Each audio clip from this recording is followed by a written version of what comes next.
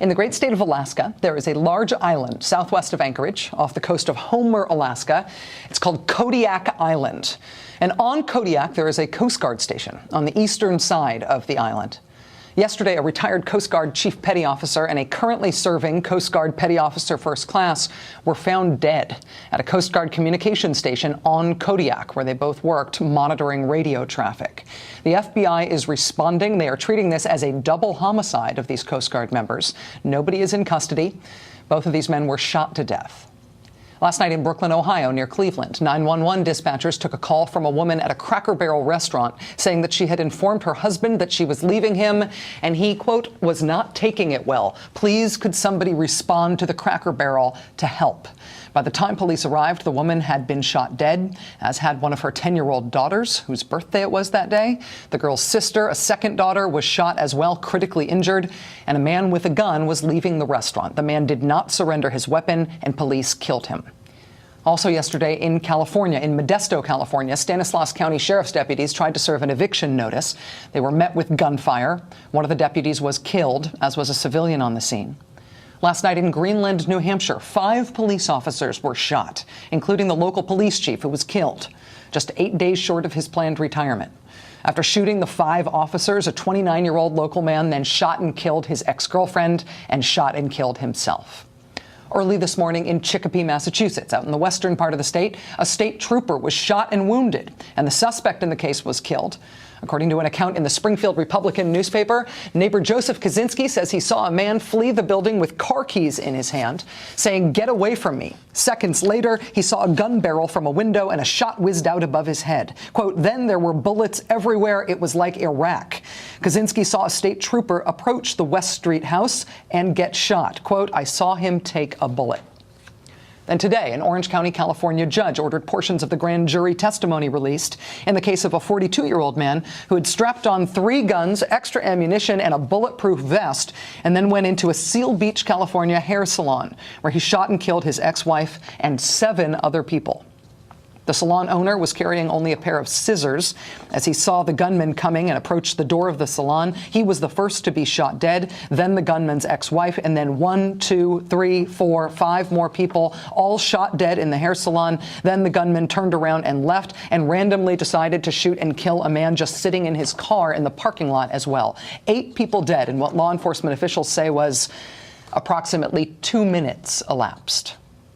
In court today in Tulsa, hate crimes and murder charges were filed against these 2 men who went driving around Tulsa, Oklahoma last week, allegedly choosing African-American men at random to shoot and kill. They shot and killed 3 men and wounded 2 others. Yesterday in the city of St. Louis, prosecutors charged a 21-year-old man for leaving behind a, quote, trail of mayhem across St. Louis Wednesday afternoon. After some sort of argument, the man allegedly shot 2 young men on the street at point-blank range. He shot one man in the arm and another directly in the chest before pulling a gun on a St. Louis police officer. 2 days before that, also in St. Louis, a 24-year-old man was shot to death while sitting in his car. Witnesses say they saw an armed gunman just walk up to the car, fire several shots inside, and then take off. When police arrived on the scene, they found more than 20 bullet casings scattered on the street near the vehicle.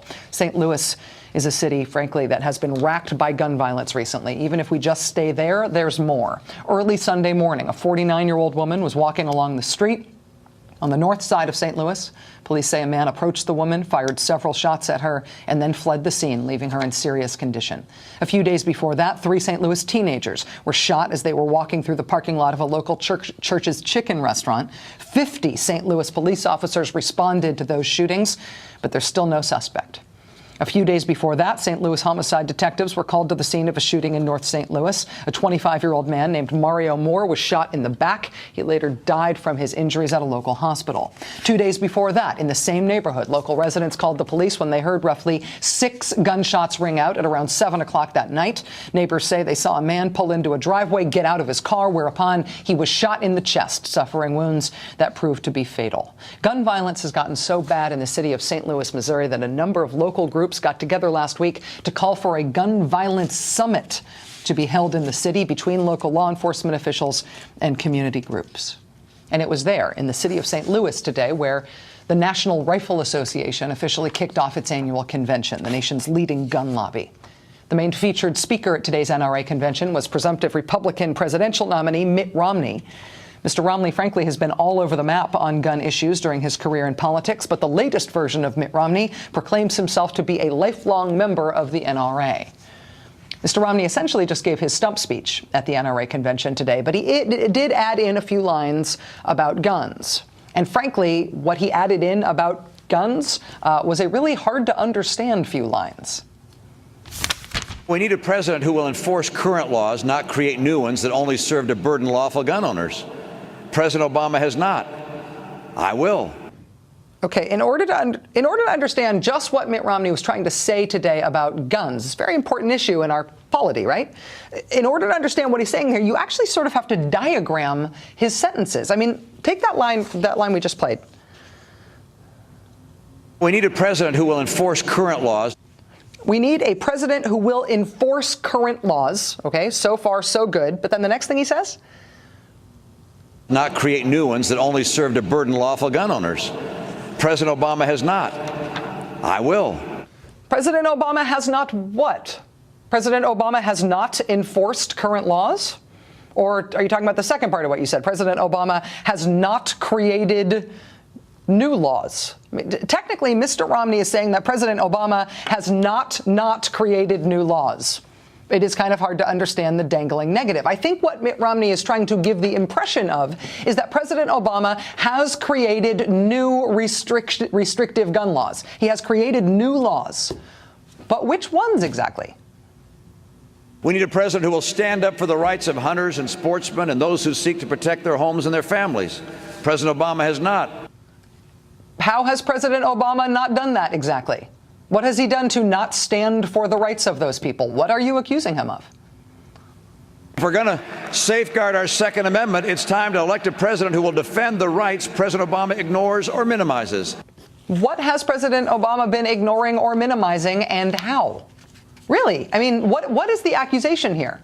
Do you want him to be overtly doing something that he is not doing? You are damning President Obama for doing what about guns exactly?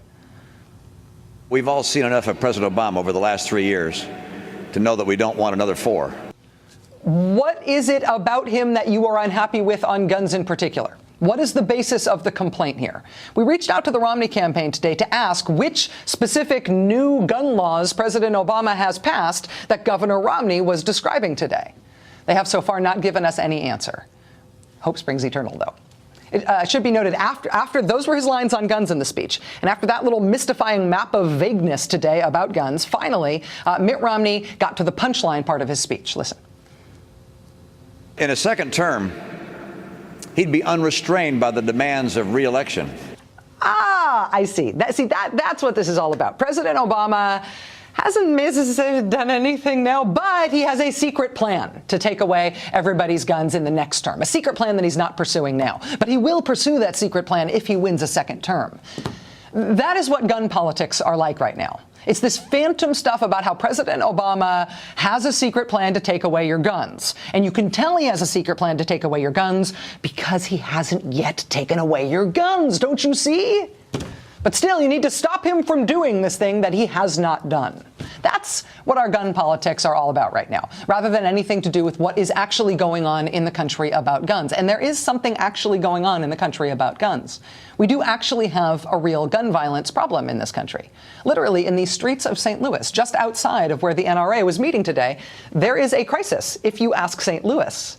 And it was the same thing last year. Last year, the NRA convention was held where? In the city of Pittsburgh. Pittsburgh, a city with neighborhoods like Homewood that are absolutely torn apart by gun violence. And while the lobby that determines our gun laws in this country plays fantasy politics about policies that don't exist and secret plans, the consequences of that being what determines our gun policies plays out right on the streets around them in flesh and blood.